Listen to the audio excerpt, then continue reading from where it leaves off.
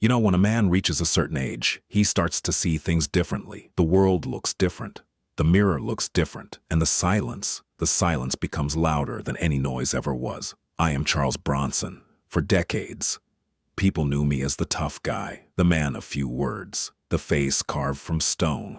But tonight, I want to talk. I want to share something I never shared before, because I think it matters. I think it might help someone out there who is feeling the way I felt for most of my life. I grew up poor, and when I say poor, I don't mean we had little. I mean we had nothing. 15 children in a small house in Pennsylvania, a coal mining town where the sky was always gray and the future was always uncertain. My father worked in the mines. He went down into the darkness every single day, breathing in that black dust, coming home exhausted, his face covered in soot, his eyes tired but still kind. He never complained, not once. He just did what he had to do. And then one day, he didn't come home. The mine took him, just like that. I was 6 years old. When you lose your father at 6, something happens inside you. Something hardens. You don't understand it at the time, but years later, you realize that a wall went up that day. A wall between you and the world. A wall between you and your own heart. I built that wall strong. I built it so strong that nothing could get through. Not pain, not fear, not love, nothing. I thought that was strength. I thought that was how a man was supposed to be. Silent, hard, unbreakable. But I was wrong. I was so wrong. Growing up, I did what I had to do to survive. I worked in the mines myself when I was just a teenager. Can you imagine that? A boy going down into that darkness, into that suffocating heat, chipping away at rock for pennies. I remember the weight of it, the weight of the earth above me, the weight of responsibility, the weight of having nothing and needing everything. Those years taught me something. They taught me that life doesn't owe you anything. Life doesn't care about your dreams or your hopes or your prayers. Life just is, and you either survive it or you don't. But here's what I didn't understand back then. Survival isn't the same as living. You can survive for decades and never truly live a single day. That was me. I survived. Year after year, I survived. I made it out of the mines. I found my way to acting. I became famous. I became wealthy. I became everything that little boy in Pennsylvania could never have imagined. But inside, I was still in that mine. Still in that darkness. Still suffocating. Let me tell you about fame. People think fame is a blessing. They think money solves everything. They think success means happiness. I'm here to tell you that's not true. Fame is a strange thing. It surrounds you with people, but it makes you lonelier than ever. Everyone wants something from you. Everyone sees the image, the character, the tough guy on the screen. But nobody sees you, the real you, the scared you, the broken you. And after a while, you start to forget who that real person even is. You become the mask, you become the character, and the man underneath, he disappears. For years, I played tough guys. Men of violence, men of vengeance, men who solve their problems with their fists and their guns. And audiences loved it. They cheered when I fought. They cheered when I won. They cheered when I destroyed my enemies. But every night, when the cameras stopped rolling and I went home to an empty room, I felt nothing. No satisfaction, no joy, no peace, just emptiness. A vast, cold emptiness that no amount of money or fame could fill. I was married. I was married more than once, and I loved my wives. I truly did. But I didn't know how to show it. I didn't know how to be vulnerable. I didn't know how to let someone in. That wall I built when I was 6 years old. It was still there. Stronger than ever, and it kept everyone out. Even the people I loved most. I hurt people. Not with my fists, but with my silence. With my distance. With my inability to open up and share what was really going on inside me. That's a different kind of violence, a quieter kind. But it hurts just the same. When my wife Jill got sick, something started to crack in me. Cancer. That word. That terrible word that takes so much from so many. I watched her suffer. I watched her fight. I watched her fade. And for the first time in my life, I felt completely helpless. I couldn't protect her. I couldn't save her. I couldn't do anything except sit by her side and hold her hand. And in those moments, in that hospital room, in that terrible silence, I started to ask questions I'd never asked before. Why are we here? What is this life about? Is there something more than this? Something beyond the pain and the struggle and the loss? I had never been a religious man.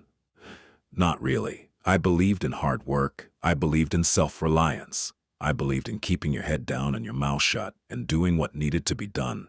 But faith, God, the soul, those were words I never really understood. They seemed like fairy tales for people who couldn't handle reality. But sitting in that hospital room, watching the woman I loved slowly leave this world, reality wasn't enough anymore. Reality was too harsh, too cruel, too empty. Jill passed away, and a part of me went with her.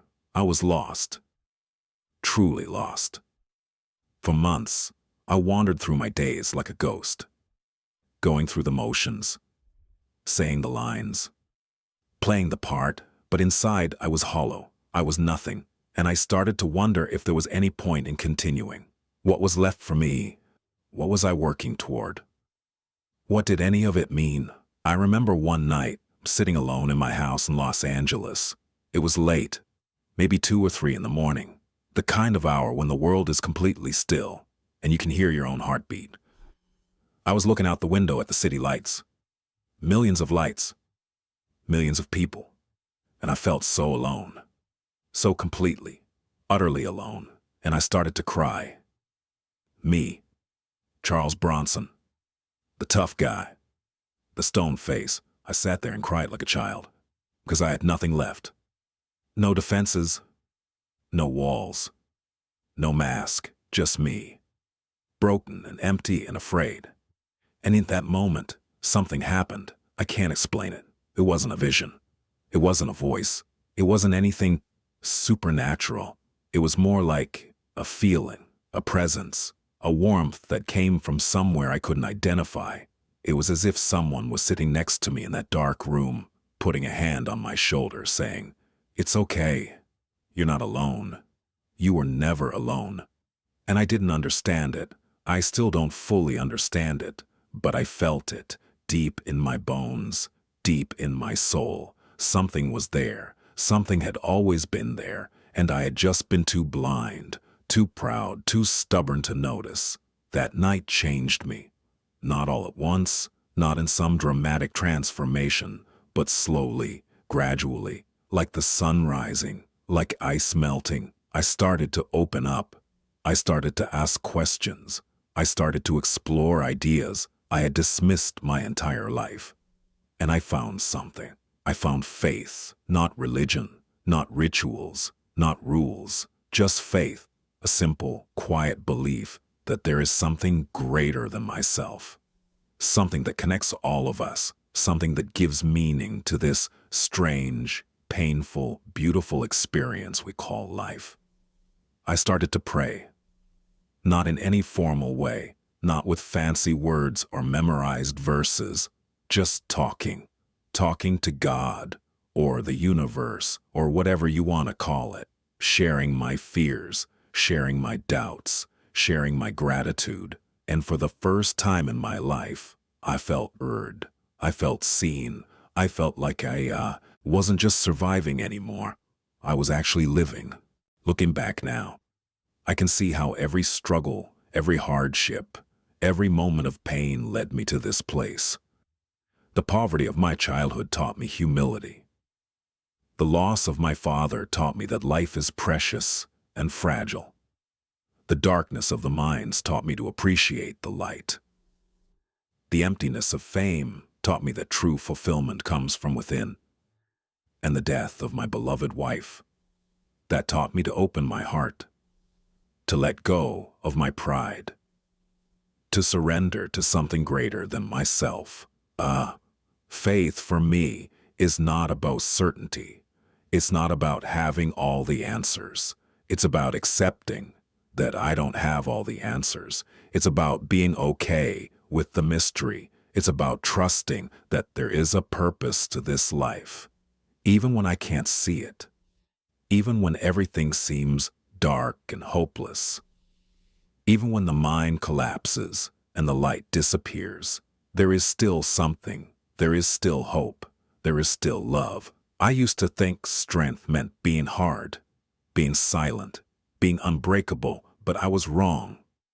Real strength is being soft, being open, being willing to break and rebuild.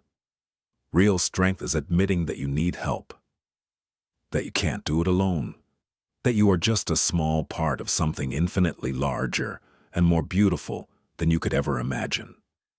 That takes courage, more courage than any fight scene I ever filmed. I think about my father sometimes, that tired man with the soot on his face and the kindness in his eyes. I wonder what he would think of me now. Would he be proud? Would he understand the journey I've been on? I like to think he would. I like to think that somewhere, somehow, he's still watching over me, still guiding me, still teaching me what it means to be a good man. Not a tough man, not a famous man, just a good man. You know, I spent so much of my life playing characters, pretending to be someone else. And the irony is that I was pretending in real life too. Pretending to be strong when I was weak. Pretending to be whole when I was broken. Pretending to have it all figured out when I was completely lost. But now at this age, I don't want to pretend anymore. I just want to be real. I just want to be honest. I just want to sit here and tell you the truth. The truth is, I wasted a lot of years. I missed a lot of moments. I pushed away a lot of people who loved me. And I can't get those years back. I can't undo the damage. I can't rewind the tape and do it differently. All I can do is learn from it. All I can do is try to be better now, today, in whatever time I have left.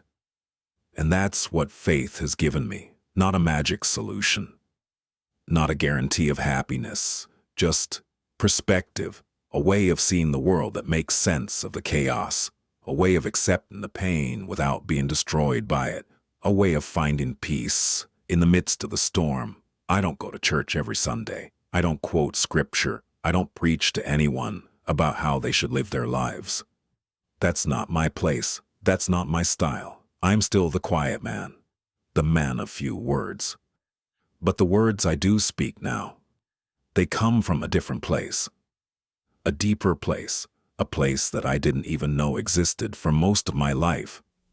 Oh, sometimes I sit outside in the evening and watch the sun go down. And I think about all the sunsets I missed because I was too busy, too focused on the next job, the next film, the next achievement. How many beautiful moments did I walk right past without even noticing? How many opportunities for joy did I ignore because I was chasing something that didn't even exist? Success, fame, recognition. Those things felt so important at the time. But now they feel like shadows. Insubstantial. Meaningless. What matters is this moment right now. This breath. This heartbeat. This connection. I wish I could go back and tell my younger self all of this. That scared little boy in Pennsylvania who thought he had to be tough to survive. I would tell him it's okay to cry. It's okay to be afraid. It's okay to need people. I would tell him that the walls he's building to protect himself will one day become a prison. I would tell him that true freedom comes from vulnerability, not from strength. I would tell him that there is something out there that loves him, that has always loved him, that will never stop loving him, no matter what he does or who he becomes. But I can't go back. None of us can. We can only go forward, and that's what I'm doing now. Going forward with faith, with hope, with gratitude for every single day I'm given. Even the hard days. Even the days when I miss Jill so much it hurts to breathe.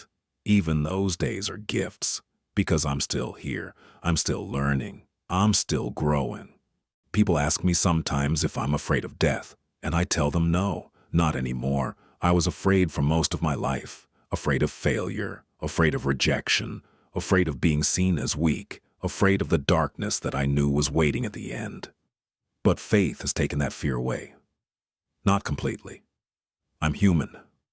I still have moments of doubt, moments of anxiety, moments when the old fears creep back in. But they don't control me anymore. They don't define me. Because I know now that death is not the end. It's just a door, a passage to something else. Something I can't see yet, but something I trust is there. I think about Jill waiting for me on the other side. I think about my father, finally free from the mines, standing in the light. I think about all the people I've loved and lost, all gathered somewhere beautiful, somewhere peaceful, somewhere that makes all the suffering of this world make sense. And that thought, that simple, quiet thought, it gives me strength. It gives me peace. It gives me the courage to face whatever comes next. I am not the man I used to be. I am softer now, gentler, more open to the beauty and the mystery of this life. I still don't talk much. That's just who I am. But when I do talk, I try to make it count. I try to say the things that matter. I try to tell the people I love that I love them. Because you never know. You never know when it's the last time. You never know when the mine is going to collapse. You never know when the sun is going to set and not rise again. So here I am, Charles Bronson, the tough guy, sitting here and telling you that toughness is overrated, that vulnerability is power, that faith is not weakness, but the greatest strength a person can have. I'm telling you that it's never too late to change. It's never too late to open your heart. It's never too late to find God or peace or whatever word you want to use for that infinite love that surrounds us all. I don't know how much time I have left. None of us do.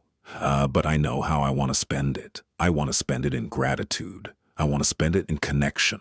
I want to spend it appreciating every single moment, every single breath, every single ray of sunlight that breaks through the clouds. I want to spend it being real, being honest, being the man I was always meant to be, but was too afraid to become. Thank you for listening to an old man ramble. I know I'm not good with words. I know I've spent my whole career letting my actions speak louder. But sometimes words are necessary. Sometimes you have to say the things out loud to make them real. And this is me making it real. This is me telling my truth. This is me, finally, after all these years, stepping out of the darkness and into the light.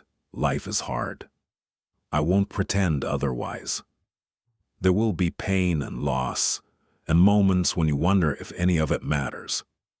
But it does. It all matters. Every struggle, every tear, every moment of doubt, it's all leading somewhere. It's all part of a bigger story that we can't fully see from where we're standing. But it's there. Trust me, it's there. I spent too long in the mines, too long in the darkness, too long thinking I had to carry everything by myself. But I'm out now. I'm standing in the light. And it's beautiful. More beautiful than I ever imagined. I just wish I had opened my eyes sooner. I wish I'd looked up instead of down. I wish I'd reached out instead of pulling away. But I can't change the past. I can only be grateful for the present and hopeful for the future. If you're out there right now, feeling lost, feeling alone, feeling like the world is too heavy and the darkness is too deep, I want you to know something. There is hope. There is always hope. Even when you can't see it, even when you can't feel it, it's there, waiting for you, reaching out to you. All you have to do is open your heart and let it in. That's what I learned. That's what changed everything for me. Not some dramatic revelation. Not some miraculous event. Just a quiet decision to stop fighting, to stop pretending, to stop hiding behind the walls I had built, and to let something greater than myself come in and heal the wounds I had been carrying for so long. I am at peace now. Real peace, not the absence of pain, but the presence of something that transcends pain. Something that holds me and comforts me and reminds me that I am loved. That I have always been loved. That I will always be loved. And that is enough. More than enough. It is everything. So this is my testimony. This is my confession. This is the truth that I was too afraid to speak for most of my life. I am not the tough guy. I am just a man. A flawed, broken, beautiful man who finally found his way home. And home is not a place. It's not a house, or a city, or a country. Home is that feeling of being exactly where you're supposed to be. Home is that peace that passes understanding. Home is God. Home is love. Home is right here, right now, in this moment, in this breath, in this beautiful, mysterious, heartbreaking, wonderful life. Thank you for everything, for listening, for caring, for being part of this journey with me. I may not say it often, I may not show it well, but I am grateful, deeply, profoundly grateful for all of it. The pain and the joy, the darkness and the light, the falls and the risings. All of it brought me here, all of it led me home. And now I can rest, now I can breathe, now I can finally, truly live. That's all I wanted to say. That's everything. Just a simple truth from a complicated man. Life is short.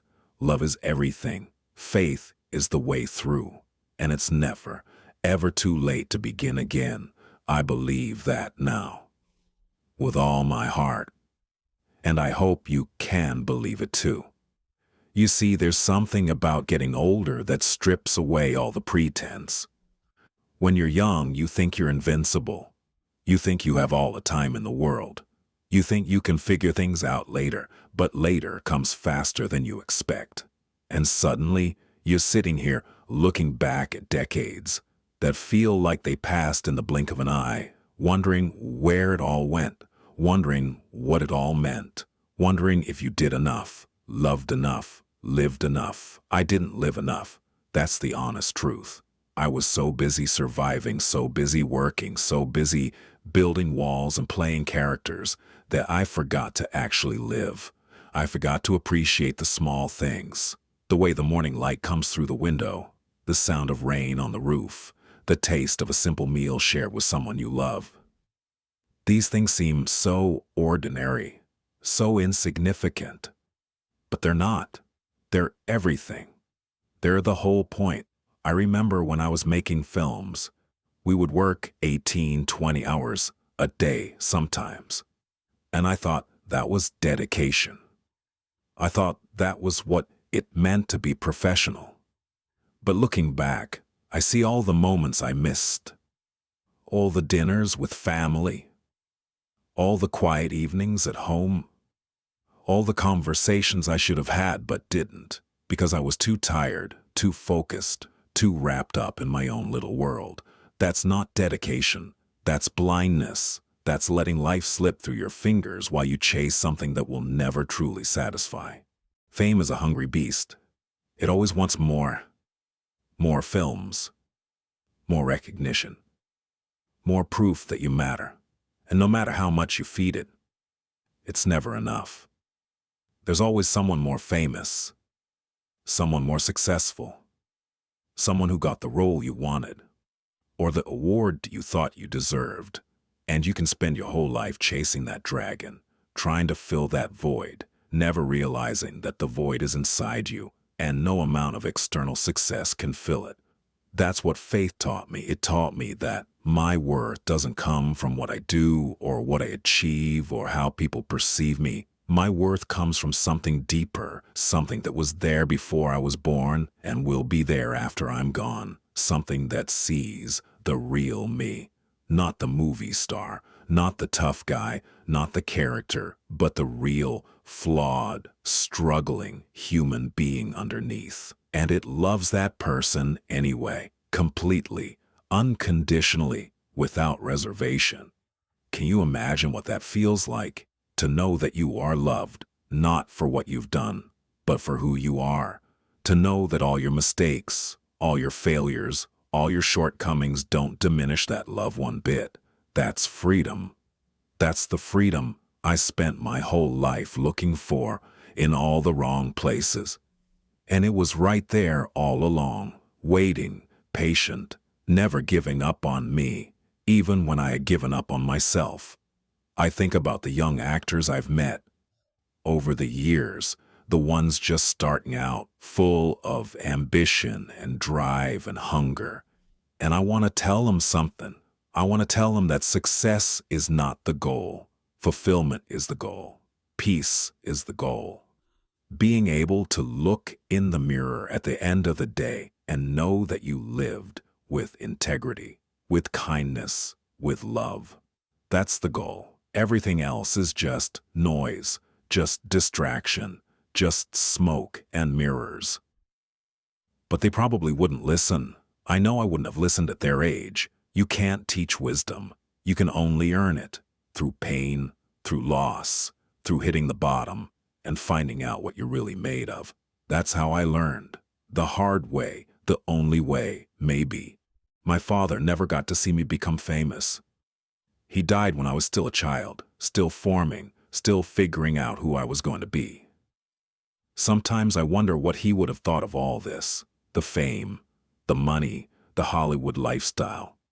I like to think he would have been happy for me, proud of how far his son had come from those coal-covered hills of Pennsylvania. But I also think he would have seen through it. He would have seen the loneliness behind the success, the emptiness behind the fame. He was a wise man, my father, quiet, like me, but wise, and I think he would have understood this journey I've been on. The journey from darkness to light, from pride to humility, from isolation to connection. Because that's what life is, isn't it? A journey, not a destination. We're all walking this path, stumbling sometimes, falling sometimes, but always moving forward, always learning, always growing, even when it doesn't feel like it. There were times in my life when I wanted to give up. Times when the pain was too much and the darkness was too deep, and I couldn't see any reason to keep going. But something always pulled me through. Something I couldn't name or explain, and now I know what it was. It was grace, that mysterious, unearned gift that carries us through our darkest moments, that presence that whispers, keep going when every fiber of your being wants to stop. That love that never lets go, no matter how hard we try to push it away. I pushed it away for so long. I was so determined to do everything on my own. So convinced that needing help was a sign of weakness. But I was wrong. Needing help is human.